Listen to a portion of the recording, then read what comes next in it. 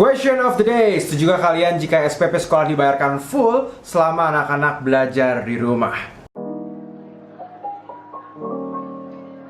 And guys, welcome back to my channel. Ivan Kabul di sini. Jadi setelah kemarin aku udah membuat satu pertanyaan di Instagram, question box mengenai setujukah kalian SPP sekolah dibayarkan full selama pandemi ini. Udah banyak sekali jawaban yang masuk dan aku rasa ini bagus karena ini mewakili aspirasi ya, meskipun nggak seluruh masyarakat Indonesia, tapi setidaknya menurut aku ada beberapa jawaban, banyak jawaban yang bisa memberikan insight gitu loh. Disclaimer dulu, aku bikin video ini bukan untuk mencari satu jawaban apakah ia harus full atau enggak, menghakimi sekolah-sekolah yang seperti apa, karena aku percaya setiap sekolah itu punya kondisi masing-masing, kita nggak tahu. Cuman aku rasa sebagai calon menteri pendidikan, nggak. Ini buat aku pribadi, aku mau sebagai riset ini jadi dokumentasi bersama aja. Tapi in case misalkan ada pemilik sekolah yang nonton video ini, welcome dan jangan lupa subscribe. Maksud aku, ya semoga subscribe harus dong ya. Terima kasih. Ini bisa jadi satu bahan-bahan pertimbangan yang baru untuk kalian yang bisa disesuaikan dengan kondisi masing-masing. Dan SPP tiap sekolah itu pasti bervariasi tergantung sekolahnya. Dan untuk sekolah negeri setahu aku memang sudah dibebaskan ya. Untuk sekolah wajibnya itu dibebaskan, cuma memang untuk sekolah-sekolah swasta ya pasti punya SPP masing-masing. Kita mulai dari yang mana dulu nih? Setuju atau tidak setuju? Atau random mungkin ya? Oke, kita random aja deh. Seiring aku akan nge-scroll ke atas. Random kita akan bacain. Ada dari Akbar itu Bayu. Oke, setuju, tapi kalau bisa setengah aja karena guru-guru juga kasihan perlu makan. Oke, ini pakai huruf besar semua. Iya, Bay, jangan ngegas sama aku dong. Ini aku cuma nanya, ngumpulin jawaban loh. Berikutnya ada dari Rahmat Des. Oke, I know this man. Dia adalah seorang guru di salah satu sekolah, dulu kita pernah kolaborasi bareng. Sebenarnya setuju, tidak setuju. Oke, ini ada dua pihak ya. Cuma jika tidak, maka pengajar makan apa kok? Dilema. Ini ada satu lagi namanya Yana Ependi. Ini dia kasih beberapa box panjang. Kita untuk ucapan tanda terima kasih dan apresiasi kita akan bacakan. Setuju karena walaupun belajar dari rumah, para tenaga pendidik tetap menjalankan tugasnya. Seperti membuat silabus pendidikan, membuat konsep belajar dari rumah yang efektif, good point, dan masih banyak lagi. Selain itu, kita juga tetap harus mendukung satu sama lain agar pendidikan di Indonesia tetap berjalan dengan lancar. Salah satunya adalah apresiasi dengan pembayaran full SPP. Ini pendapat saya saja Eko sebagai masyarakat umum. Wow, ini masyarakat umum apa calon ketua umum DPR? Siap. Terus ada juga dari tambahin followernya mau ditambahin kak? Tambahin deh, gak usah ngomong-ngomong. Dari Suryanto Chung, setuju operasional gedung tidak jalan sepenuhnya tapi tetap ada operasional daring dan ini kepotong. Oke, jadi kalau sampai di sini, kalau misalnya kita bisa simpulin, ya sebenarnya yang pertama adalah poinnya, the point is kenapa SPP itu tetap diadakan, itu karena basically guru tetap harus kita sejahterakan gitu loh. Kita bukan ngomongin masalah pandemi ini doang ya, cuma ini kan jasa guru itu udah dari sekian lama gitu loh. Dan dengan peran guru yang begitu vital buat pembangunan negara kita, maka sudah selayaknya lah kita tetap utamakan kesejahteraan guru. Infrastructure, ini juga poin yang bagus.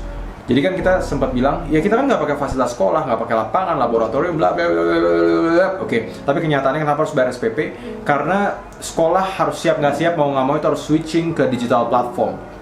Dan kalau emang kita mau jalani digital platform yang baik, memang itu need cost, nggak murah juga gitu loh. Jadi emang harus ada ya lah, dari mungkin kesiapan internetnya atau LMS ya, learning management systemnya, gadgetnya, perangkatnya, softwarenya, ya kan, itu semua harus ada costnya juga yang emang harus dimasukin sebagai permodalan. Cuma kalau misalnya kita ngelihat pertanyaan berikutnya mengenai SPP itu, apakah harus tetap 100%? Ini lagi-lagi ya aku ingetin ya, ini jadi potong-potong nih videonya nih, ntar aku yang serem nih ya. Intinya kita mau ajak sama-sama berpikir kritis. Silahkan teman-teman komen di bawah pandangannya. Cuma ingat, aku nggak mau kita ribut. Aku mau kita sama-sama berpikir kritis, masing-masing menghargai jawaban orang lain, tapi juga kita coba latih gitu. Kalau misalnya kita dalam posisi harus mengambil kebijakan, entah kamu punya sekolah atau kamu pemerintah atau apapun itu, kira-kira pandangan objektif kita itu seperti apa? Ada lagi masuk dari Amgul Tom, tidak setuju karena selama belajar di rumah, kuota internet tidak difasilitasi oleh sekolah. Oke, kita para angkatan fakir kuota yang harus melihat listrik dan kuota kita meningkat sebagai modal kita belajar lagi gitu ya, ceritanya kan maksudnya begitu ya. Ada bagus dari Beno Jokanti yang masih ada SPP perlu ditinjau lagi besarannya memperhatikan unit cost yang aktual. Wow, ini rasanya orang ekonomi sekali ya. Dan tapi ini menurut aku cukup dan sangat masuk logika gitu loh. Jadi ketika emang kita SPP, oke lah, kita nggak mau memberatkan orang gitu ya. Kita mau mensejahterakan guru, tapi di satu sisi kan kita harus melihat ada dampaknya juga buat setiap kita. Even bukan hanya mengenai biaya listrik dan biaya kuota aja yang meningkat, tapi mungkin, baik di antara kita pun yang sekarang sedang merasa cukup kesulitan karena ekonomi kita cukup goyang. Karena pandemi ini kan membuat bisnis, ekonomi serba stuck semuanya.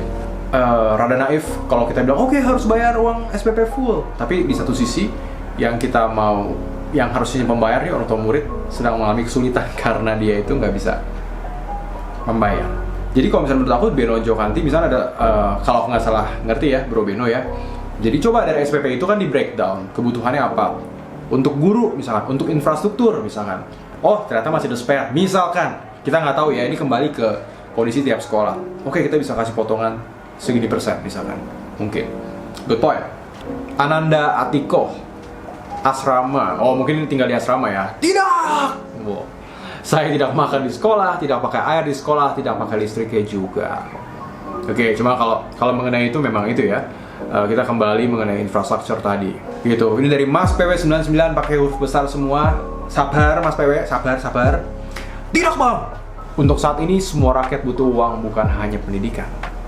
Menurut aku ini jawaban yang sangat deep, pemirsa. Bukan hanya butuh uang, tapi butuh pendidikan. Gimana kita, ini tantangan sebenarnya, gimana kita bisa buat orang mau belajar kalau emang buat perut aja udah susah sebenarnya. Jujur aja aku tuh kalau bisa baca statement ini, hati aku sangat bergetar gitu ya. Gak sampai hati gitu, kita bilang ayo kamu harus belajar supaya kamu punya masa depan. Tapi mungkin orang itu cuma bisa bilang juga, gimana gue mikir masa depan kalau masa kini aja gue udah repot, makannya gak bisa.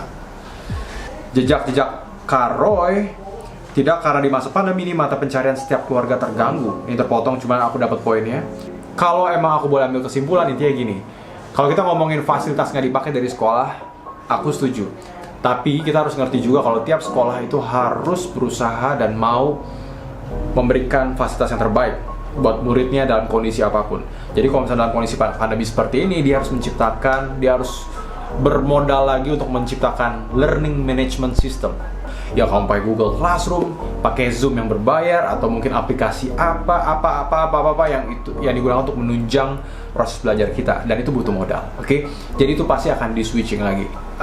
Kalau emang ada bisa peninjauan ulang mengenai SPP itu, that's a good point, that's a very good point. Tapi semangat semuanya. Aku udah semangat lagi. Semangat semuanya, pokoknya semangat. Kita doa sama-sama. Doain terus kondisi ini semakin baik. Hopefully semua akan indah pada waktunya, dan pasti. Oke? Jangan lupa subscribe. Thanks for watching. God bless you. Bye.